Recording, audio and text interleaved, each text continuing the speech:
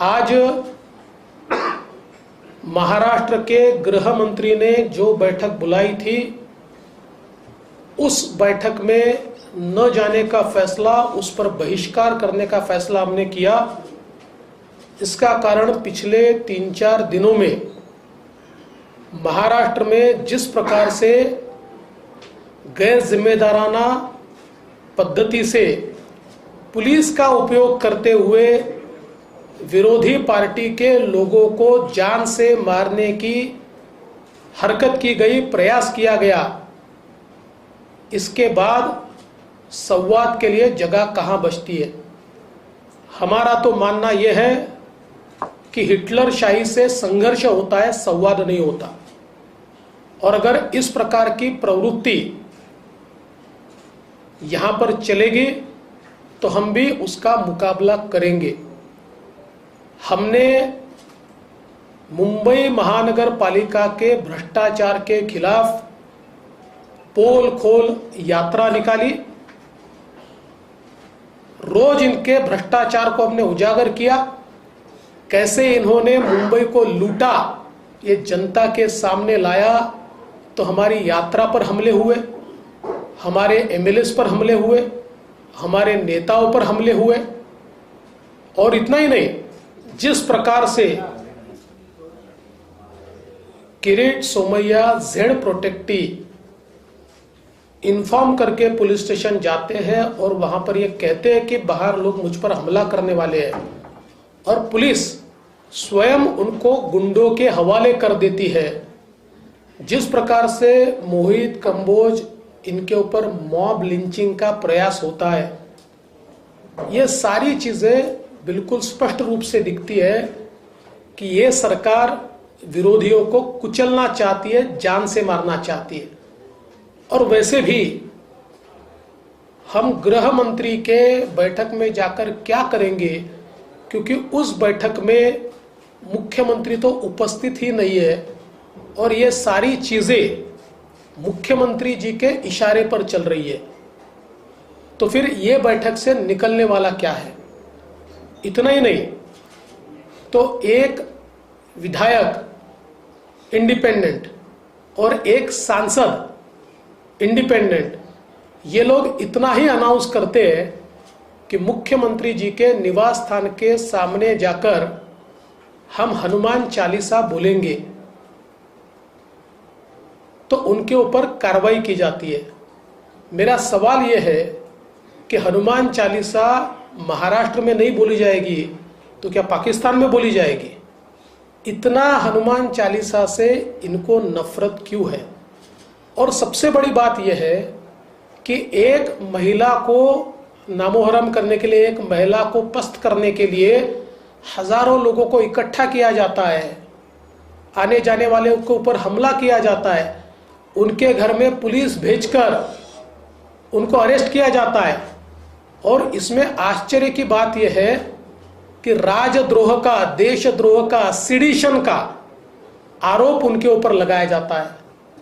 अगर हनुमान चालीसा बोलना ये देशद्रोह होगा, ये राजद्रोह होगा, तो हम में से हर व्यक्ति ये राजद्रोह करेगा। हम सारे के सारे हनुमान चालीसा बोलेंगे और अगर सरकार में हिम्मत है तो सरकार हमारे ऊपर राजद्रोह का गुनाह लगाकर दिखाए। लेकिन ये बात यहां तक नहीं रुकती है, इल्लीगली उनको अरेस्ट तो किया ही जाता है, इस प्रकार के अलग अलग गुनाह तो लगाए जाते ही है।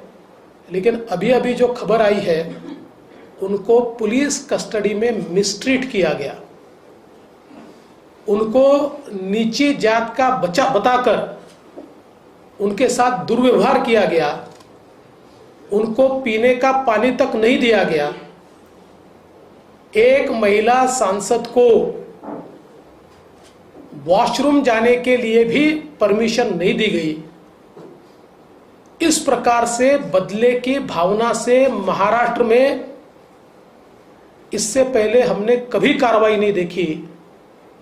हम तो महाराष्ट्र को पुरोगामी कहते हैं, लेकिन महाराष्ट्र में ऐसे अहंकारी लोग आज सत्ता में है कि जो अपने अहंकार के मद में लोकतंत्र को भूलकर, लोकतंत्र को पैरों तले दबाकर, लोकतंत्र को कुचलकर अपना राज चलाना चाहते हैं, मैं उनको चेतावनी देना चाहता हूं, हम संघर्ष करेंगे, हम डरते नहीं है। आप हमारे जान पर हमला करेंगे तब भी हम आपका भ्रष्टाचार बाहर निकालेंगे। और बहुत स्पष्ट रूप से मैं उनको कहना चाहता हूं कि आपके हमलों को वैसा ही जवाब देना हमको आता है। जिस प्रकार से आप हमारे साथ व्यवहार कर रहे हैं, आप तो पुलिस के भरोसे कर रहे हैं, पुलिस को साथ में लेकर कर रहे हैं, लेकिन हम वैसे ही जवाब देंगे। हम लोकतंत्र में विश्वास रखते हैं, इसलिए हम चुप हैं।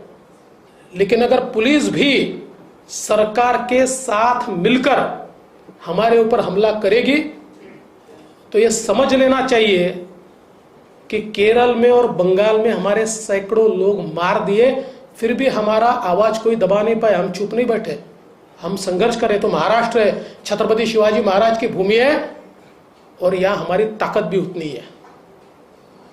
और इस प्रकार का जो दुर्व्यवहार इस सरकार की ओर से हो रहा है, ऐसे समय हम गृह मंत्री की बैठक में नहीं जा सकते, इसलिए हम नहीं गए।